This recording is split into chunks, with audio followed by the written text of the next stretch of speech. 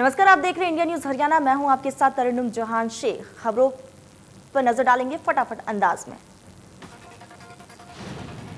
देश भर में कोरोना महामारी के मामलों में लगातार बढ़ोतरी हो रही है। देश में 24 घंटे में 1,45,000 से ज्यादा नए केस मिले। 700 से ज्यादा मरीजों की जान जा चुकी है।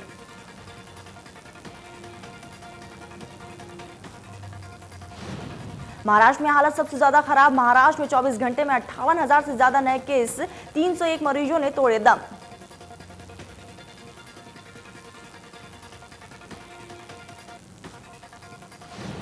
महाराष्ट्र में 2 दिन का वीकेंड लॉकडाउन लगाया गया है। महाराष्ट्र सरकार ने सोमवार सुबह 7 बजे वीकेंड लॉकडाउन लागू किया है। मुंबई के बांद्रा में वीकेंड लॉकडाउन के दौरान सैकड़ों सुनसान दिखाई दी।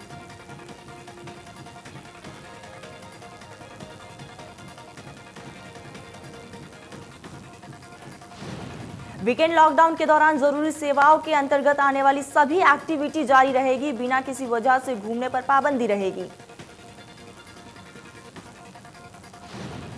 निर्माण सामग्री मुहैया कराने वाली दुकानें बंद रहेगी। केंद्र और पीएसयू बगैर के कर्मचारी जरूरी सेवाओं के तहत नहीं है और उन्हें भी ट्रैवल करने की इजाजत नहीं है।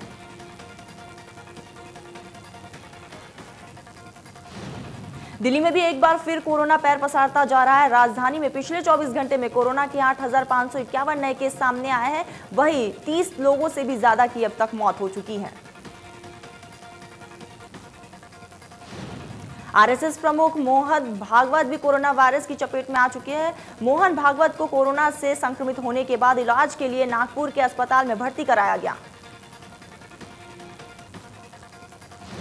प्रदेश में 24 घंटे में कोरोना के 2900 से ज्यादा मरीज। 11 मरीजों ने तोड़े दम। अब एक्टिव केस 18,000 से ज्यादा। सबसे ज्यादा केस गुरुग्राम और फरीदाबाद से मिले।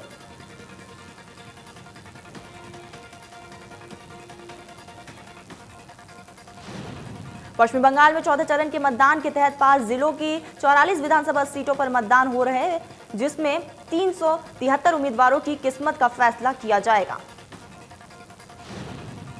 इस चरण में फिल्मी सितारे, पूर्व क्रिकेटर और बड़ी संख्या में राजनीतिक अपना भाग्य आजमा रहे हैं। इसमें 3 मशहूर बांग्ला फिल्म अभिनेत्रियां और पूर्व रजनी खिलाड़ी भी है। सुरक्षा के लिहाज से संवेदनशील सभी सीटों के लिए 700 से भी ज्यादा कंपनी केंद्र सुरक्षा बल लगाएंगी। पश्चिमी बंगाल में अब तक 3 चरणों में 51 सीटों पर मतदान हो चुके हैं। बाकी 4 चरणों में 29 अप्रैल तक है।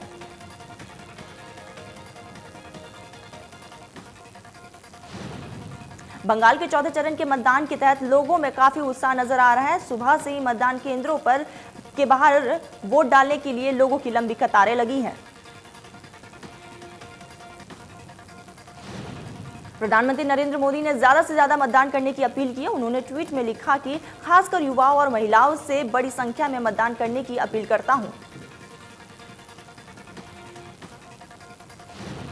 कृषि कानूनों को लेकर रद्द करने की मांग को लेकर आंदोलन कर रहे किसान संगठन आज के एमपी एक्सप्रेसवे पर जाम लगा रहे हैं। किसानों का ये जाम 24 घंटे तक रहेगा। सोनीपत से गुजरने वाले कुडली गाजियाबाद पलवल और कुडली मानेसर पलवल एक्सप्रेसवे पर किसानों का जमावड़ा लगा है और किसानों ने नाराजगी जताई है। कहा कि जब तक कृषि कानून रद्द नहीं होगा तब तक यह आंदोलन जारी रहेगा।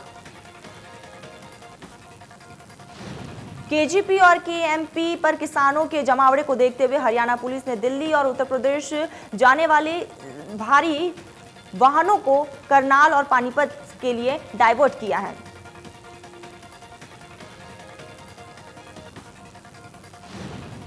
किसानों ने ईस्टर्न पेरिफेरल एक्सप्रेसवे को जाम किया है। गाड़ियां लगाकर ईस्टर्न पेरिफेरल एक्सप्रेसवे पर जाम लगाया है।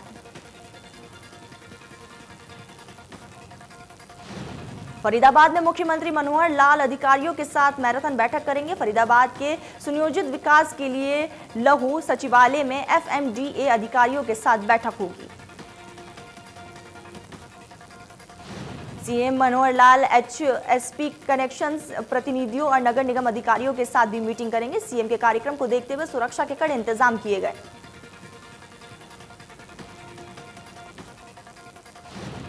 सीएम मनोहर लाल भक्ति भाव में डूबे नजर आए। फरीदाबाद में राजनीतिक सचिव अजय गोड़ के यह धार्मिक आयोजन में सीएम पहुंचे।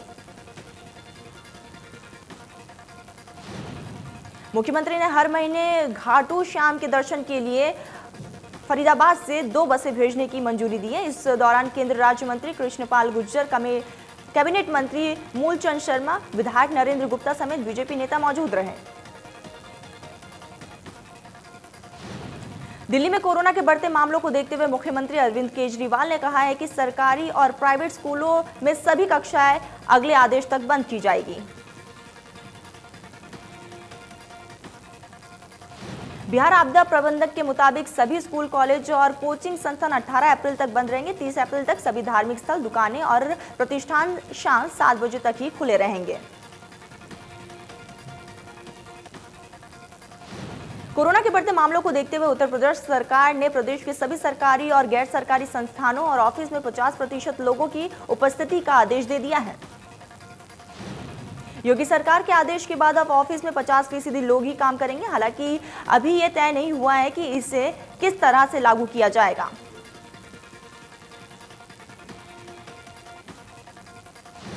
हरियाणा सरकार ने 30 अप्रैल के प्राइमरी और मिडिल स्कूल बंद करने का निर्णय लिया है। कोरोना के चलते लिया गया है ये निर्णय। स्वास्थ्य मंत्री अनिल विज ने कहा है कि 11 से 14 अप्रैल तक प्रदेश में टीकाकरण उत्सव मनाया जाएगा। इस दौरान 6 से 7 लाख लोगों का निःशुल्क कोविड टीकाकरण किया जाएगा। विज ने कहा है कि मेडिकल कॉलेज के चिकित्सकों एवं स्टाफ की छुट्टियां रद्द करने के निर्देश दिए गए। स्वास्थ्य मंत्री ने कहा है कि राज्य के सभी बड़े गांव और शहरों की कॉलोनियां, बस्तियों और हर जगह टीकाकरण किया जाएगा।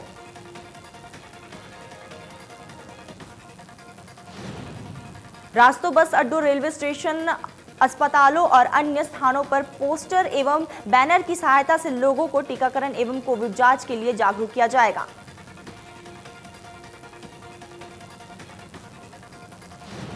उन्होंने कहा कि वैक्सीनेशन उत्साह के लिए पंचायती राज संस्थाओं और आंगनबाड़ी केंद्र, गांव और शहरों के प्रमुख लोग, एनजीओ, विधायकों एवं अन्य लोगों का सहयोग लिया जाएगा। कैबिनेट मंत्री रंजीत चौटाला ने किसान आंदोलन पर बोलते हुए कहा कि आज हर आदमी इस आंदोलन को खत्म करने की मांग कर रहा है। किसान भी चाहते हैं कि आंदोलन खत्म हो जाए।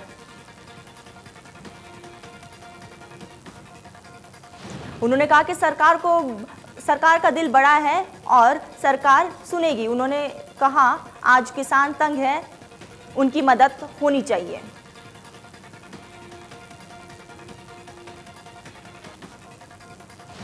रंजीत चौटाला ने कहा कि हरियाणा की जेलों में सुधार के लिए प्रयास किया जा रहा है। जेलों में गौशाला को प्रमोट किया जाएगा। उन्होंने बताया कि जेल में आने वाले बंदियों और कैदियों का कोरोना टेस्ट भी किया जाएगा।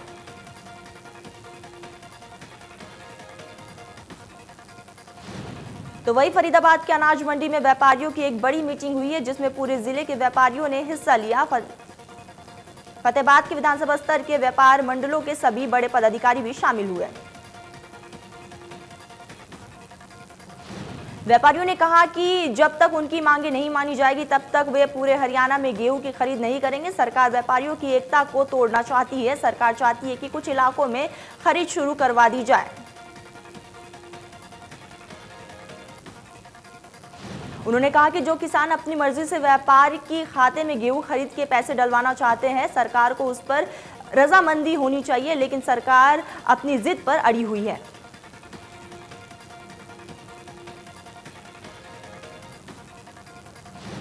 आढ़तियों की हड़ताल की वजह से दूसरे दिन भी सिरसा अनाज मंडी में गेहूं की खरीद नहीं होने से किसानों को काफी परेशानियों का सामना करना पड़ा। किसानों का कहना है कि 2 दिनों से फसल लेकर बैठे हैं, लेकिन कोई भी सुध नहीं लेने वाला है। किसानों ने बताया कि सरकार किसानों की फसल खरीदने का दावा तो करती है, लेकिन जब फसल मंडी पर आती है तब कोई भी इसे नहीं पूछता। किसान ने बताया कि सरकार ने जो पोर्टल शुरू किया है उसमें भी खामियां हैं। किसानों ने सरकार से मांग की है कि किसानों की फसल खरीदने का सरकार तुरंत इंतजाम करे। किसानों ने बताया कि सरकार नए नियम बनाकर किसानों और आढ़तियों के बीच भेदभाव खड़ा कर रही है। 3 कृषि कानूनों को लेकर किसानों का दिल्ली की सीमाओं पर आंदोलन लगातार जारी है। किसान नेता गुरनाम सिंह चुड़नी ने कहा कि बीजेपी नेताओं के विरोध पर किसानों पर मुकदमा दर्ज हो रहा है। गुरुनाम सिंह चुड़नी ने सरकार को चेतावनी देते हुए कहा कि जहां बुलाओगे हम वहां जाएंगे, जेल भी भर देंगे। उन्होंने आगे कहा कि मुकदमे से हम डरने वाले नहीं हैं। गुरुनाम सिंह चढ़ूनी ने कहा कि सरकार अब सीधे मंडियों को खत्म करना चाहती है। किसानों और अड़ितियों के रिश्तों को सरकार खत्म करने पर तुली हुई है। सरकार को अड़िती और किसान से बातचीत करके पेमेंट देनी चाहिए।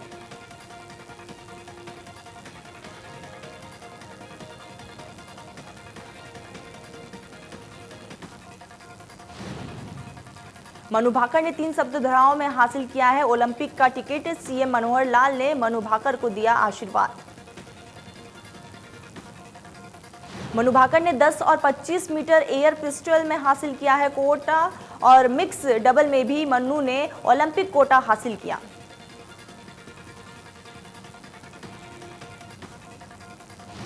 विद्यासागर इंटरनेशनल स्कूल में एक नई पाठशाला का शुभारंभ हुआ है। फरीदाबाद के जिला उपायुक्त यशपाल यादव ने स्कूल में संस्कार शाला का शुभारंभ किया। जिला उपायुक्त ने बताया कि संस्कार शाला से बच्चों के लिए एक नई शुरुआत है। ये एक नई शुरुआत है। इस तरह की शुरुआत जल्द ही सरकारी स्कूल में भी की जाएगी। फतेहाबाद की इकलौती माउंट एवरेस्ट विजेता मनीषा पायल की सिक्किमा के ग्लेशियर में आपदा बचाओ नेशनल ट्रेनिंग कैंप को सफलतापूर्वक पूरा करके एक और उपलब्धि अपने नाम की है। पश्चिमी बंगाल के इंस्टीट्यूट में 6 से 8 मार्च तक ट्रेनिंग कैंप लगाया गया है, जिसमें कोलकाता, मुंबई, केरल, गुवाहाटी, यूपी और हरियाणा के 11 युवाओं ने हिस्सा लिया। कैथल के एसपी लोकेंद्र सिंह ने पुलिसकर्मियों और उनके परिवारों के लिए पुलिस लाइन में डिस्पेंसरी का शुभारंभ किया है, जिसमें निजी अस्पताल के डॉक्टर्स के साथ साथ एम्स और मेदांता के डॉक्टर भी मुफ्त में सेवा देंगे। एसपी ने लोगों से अपील की है कि वो घर से निकले तो मास्क जरूर पहने। कोरोना का खतरा लगातार बढ़ता जा रहा है। जिले में 22 चेकिंग पॉइंट्स बनाए गए हैं। भिवानी की अनाज मंडी में किसान फसल लेकर पहुंचने शुरू हो गए हैं, पर मंडी में सुविधा के नाम पर कुछ भी नहीं है, जिससे किसानों को काफी दिक्कतों का सामना करना पड़ रहा है। किसानों का कहना है कि मंडी में जगह नहीं है, उन्हें सड़क के बीच में ही फसल उतारने पड़ रहे हैं। सरकार से मांग है कि मंडी में व्यवस्था दुरुस्त की जाए। नूंह में जिला खाद्य नागरिक आपूर्ति और उपभोक्ता मामला नियंत्रक सीमा शर्मा ने पुनहार अनाज मंडी का दौरा किया। कहा कि इंतजाम के लिए अधिकारियों और कर्मचारियों को निर्देश दिए गए हैं। सीमा शर्मा ने कहा कि किसी भी स्तर पर गेहूं खरीद में लापरवाही बर्दाश्त नहीं की जाएगी। अगर किसी भी अधिकारी या कर्मचारी ने लापरवाही की तो उसके खिलाफ सख्त कार्रवाई की जाएगी। हरियाणा के अतिरिक्त मुख्यालय सचिव टीसी गुप्ता ने यमुनानगर में अनाज मंडियों का दौरा किया। किसान और आढ़तियों से बातचीत भी की। टीसी गुप्ता ने कहा कि आढ़तियों से बातचीत कर समाधान निकालने की कोशिश की जा रही है। किसानों को कोई दिक्कत ना आए, इसलिए राशन डिपो होल्डर को अस्थायी लाइसेंस जारी करने की भी प्रक्रिया शुरू कर दी गई है। तो वही फरीदाबाद में प्रशासन ने नया स्कल रेट लागू कर दिया है। अब नए रेट का आधार पर रजिस्ट्री होगी और नए कलेक्टर रेट के मुताबिक ही ग्रेटर फरीदाबाद के दर्जन भर के ज्यादा सेक्टरों में 19 से 77% तक की बढ़ोतरी की जाएगी। माना जा रहा है कि यहां बिल्डरों की बेची की जा रही है जमीन के रेट बहुत ज्यादा है। इसके बाद सरकार ने मामले की जांच की और निर्धारित रेट तय किए हैं। नहर पार की लाइसेंस कॉलोनियां तिगांव और दयालपुर उत्साह के गांव के सर्कल रेट बढ़ाए गए हैं।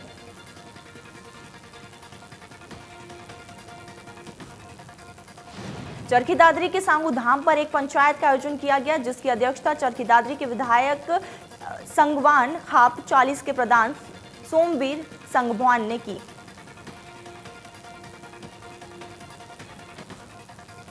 विधायक सोमवीर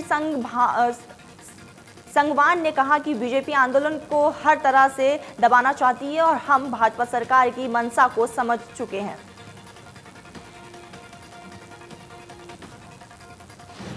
कृषि कानूनों को लेकर किसान एक बार फिर केएमपी जाम कर रहे हैं। झज्जर के किसानों ने सरकार से कृषि कानून वापस लेने की मांग की। कृषि कानूनों को लेकर किसानों ने कहा है कि सरकार जबरदस्ती कानून थोप रही है। विरोध करने वाले किसानों पर मामला दर्ज कर भांजी जा रही है लाठियां। पलवल की अनाज मंडी में कोविड-19 के नियमों की कोई पालना नहीं हो रही है। किसान और दूसरे कर्मचारियों के द्वारा मास्क का प्रयोग नहीं किया जा रहा है। पलवल के अस्पताल में काम करने वाले कर्मचारी नया ठेका चेंज होने पर दर्जनों कर्मचारियों का निष्कासन के विरोध में अनिश्चितकालीन हड़ताल पर बैठ गए हैं। कर्मचारी द्वारा नए ठेकेदार का लोगों पर रुपए की डिमांड का भी आरोप है। वही सीएमओ का कहना है कि कर्मचारियों की हड़ताल से स्वास्थ्य सेवाओं पर प्रभाव पड़ेगा। करनाल में गेहूं खरीद सीधे भुगतान की नीति पर अतिरिक्त मुख्य सचिव ने कहा है कि 75% किसान ने सीधे भुगतान की मांग की है। तो वही सुचारू खरीद के लिए करनाल प्रशासन ने 180 डिपो होल्डर्स को के जरिए गेहूं खरीद के लाइसेंस दिए गए। अधिकारियों का कहना है कि किसी भी किसान को नहीं आएगी कोई दिक्कत। जिंद में कोरोना के 145 मामले सामने हैं। जिले में कोरोना के 600 से ज्यादा एक्टिव केसेस है। कोरोना के मामले में जिंद टॉप 6 जिलों में है। पंचकुला में कोरोना से 312 लोगों की रिपोर्ट पॉजिटिव आई है, जिनमें से 228 पंचकुला जिले से हैं। 2 लोगों की कोरोना से मौत भी हो चुकी है। सिरसा में कोरोना संक्रमित 73 वर्षीय महिला की मौत हो गई है। जिले में कोरोना संक्रमण 163 नए मामले सामने आए। 55 मरीज ठीक होकर अपने घर जा चुके हैं। राज्यसभा सांसद दीपेंद्र हुड्डा ने केंद्र पर हमला बोलते हुए कहा कि देश की अर्थव्यवस्था चौपट हो चली है, जिसके चलते मजदूर पलायन करने को मजबूर हैं। दीपेंद्र ने कहा है कि पेट्रोल, डीजल, रसोई गैस के दामों में बढ़ोतरी की जा रही है। गरीब लोगों की कमर तोड़ने का काम केंद्र सरकार द्वारा किया जा रहा है। सरकार ने किसानों की आमदनी दोगुनी करने का वादा किया था, लेकिन महंगाई को बढ़ाकर किसान की कमर तोड़कर काम मजदूर सरकार कर रही है। पलवल कैंपन थाना क्षेत्र के अंतर्गत नकाबपोश लुटेरे बाइक सवार किसानों को गोली मारकर 1200 रुपए की नकदी और बाइक लूटकर फरार हो गए। घायल किसान को उपचार के लिए निजी अस्पताल में भर्ती करवाया है। फिलहाल पुलिस मामले की तफ्तीश कर रही है।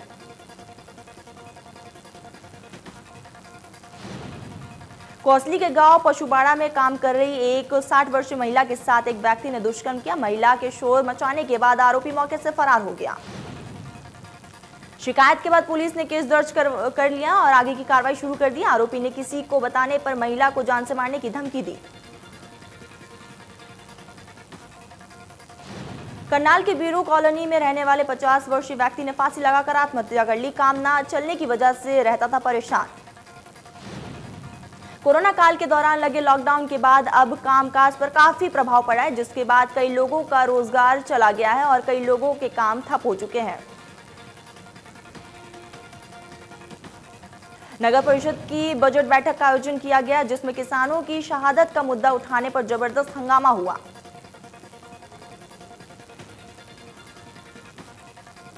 बैठक में भाग लेने के लिए सांसद सुनीता दुग्गल और विधायक देवेंद्र सिंह बाबली को आना था, लेकिन किसी कारणों से वो नहीं आ पाए। दोनों नेताओं के आने की सूचना पाकर विरोध करने के लिए किसान बैठक शुरू होने से पहले ही भारी संख्या में पहुंच गए। अंबाला की अनाज मंडी में फसल लेकर आए किसान इकट्ठा होकर मंडी के प्रधान के पास हड़ताल खोलने और फसल खरीदने की अपील को लेकर पहुंचे। हरियाणा की सभी मंडियों में आढ़तियों द्वारा पिछले 2 दिनों से हड़ताल की जा रही है, जिससे मंडी में अपनी फसल लेकर आए किसानों को काफी दिक्कतों का सामना करना पड़ रहा है। तो वही केथल अनाज मंडी में लगभग 4-5 दिन से फसल खरीद नहीं होने की वजह से किसानों ने जिंद रोड नेशनल हाईवे पर जाम लगा दिया। किसानों का कहना है कि हमारी गेहूं की खरीद नहीं हो रही है।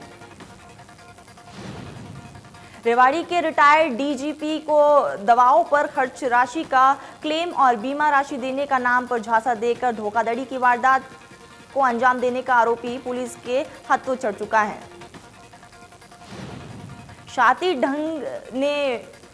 साथ ही ढग ने 8,80,000 के बीमा और क्लेम की राशि जीएसटी के रूप में अपने खाते में 3,82,000 रुपए डलवा लिए।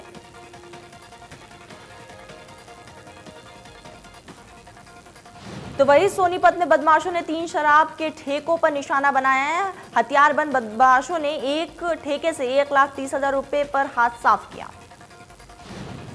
गांव सीसाना में भी 2 शराब की दुकानों पर नकदी लूटकर बदमाश फरार हो गए। हथियारबंद बदमाश ने पहले बियर की पेटी मांगी और जब बियर की पेटी देने के लिए दरवाजा खोला तो वहां की नकदी लेकर फरार हो गए। तीनों मामलों में डीएसपी रविंद्र ने बताया कि तीनों मामलों में केस दर्ज कर लिया गया। आरोपियों की गिरफ्तारी के लिए टीम बना ली गई है और फिलहाल पुलिस मामले की जांच कर रही है। गुरुग्राम में रेवेन्यू बढ़ाने के साथ साथ स्टाफ ड्यूटी पर हो रही चोरी को रोकने के लिए शहर भर में सर्कल रेट बढ़ाए गए। जिला उपायुक्त की तरफ सर्कल रेट बढ़ाए गए हैं। फरीदाबाद की बहुचर्चित 3 विधानसभाओं को जोड़ने वाली पयाली हार्डवेयर रोड के निर्माण की मांग को लेकर अनशन पर बैठे अनशनकारियों का कैबिनेट मंत्री मूलचंद शर्मा ने जूस पिलाकर अनशन खत्म कराया। तो वही कैबिनेट मंत्री ने कहा कि इस सड़क के निर्माण के 3 विधानसभा क्षेत्रों के लोगों के अलावा भी गुरुग्राम जाने वाले लोगों को भी फायदा होगा। उन्होंने कहा कि सड़क के निर्माण के बाद हार्डवेयर से 12 सेक्टर की तरफ जाने वाली रोड का भी 5 करोड़ से ज्यादा की लागत से निर्माण करवाया जाएगा। तो वही चरखी दादरी के बीडीपीओ सुभाष शर्मा ने दादरी के झोझू रोड पर अल्टो सवार 3 युवकों ने लोहे की रोड से हमला कर दिया, जिसके बाद गंभीर चोट आई। जम्मू कश्मीर के शोपियां में जारी मुठभेड़ में असर गजवातुल हिंद का चीफ कमांडर मारा गया है। कश्मीर जोन की पुलिस के मुताबिक घिरे हुए आतंकियों को आत्मसमर्पण के लिए कहा गया था।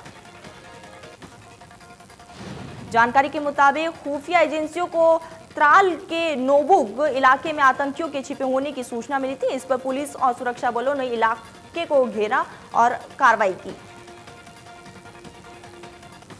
अब तक कुल मिलाकर त्राल और शोपिया मुठभेड़ में 7 आतंकियों को मारा गया है। मारे गए आतंकियों की शिनाख्त नहीं हुई है। मुठभेड़ में 3 जवान घायल हुए हैं।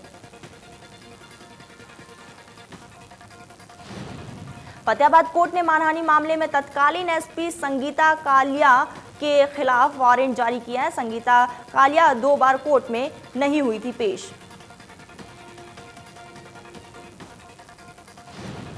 देश में लक्ष्य से अधिक 110 मिलियन टन गेहूं उत्पादन की उम्मीद राष्ट्रीय गेहूं एवं अनुसंधान संस्थान करनाल के किसानों के लिए जारी किया गया है।